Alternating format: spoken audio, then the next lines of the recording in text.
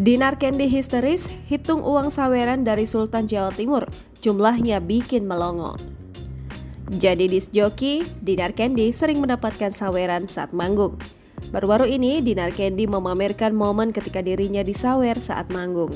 Namun saat menghitung jumlah saweran yang diterimanya, Dinar Candy langsung histeris. Pasalnya, Dinar Candy menerima bergepok-gepok uang 100 ribuan. Melihat Instagram pribadinya, tampak saat itu beberapa pria naik ke atas panggung untuk nyawer Dinar Candy. Tampak para pria sudah menyiapkan uang pecahan 100 dan 50 ribu untuk menyawer Dinar Candy.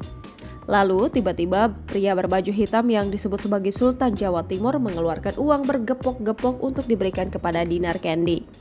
Beberapa kali Sultan Jawa Timur itu memberikan uang bergepok-gepok kepada Dinar Candy. Diakui Dinar, ia sangat kaget dan tak bisa berkata apa-apa lantaran mendapat saweran uang ratusan ribu bergepok-gepok. Uang hasil saweran itu pun dimasukkan Dinar Candy ke kantong plastik berwarna hitam. Setelah manggung, Dinar Candy pun menghitung uang gepokan hasil sawerannya.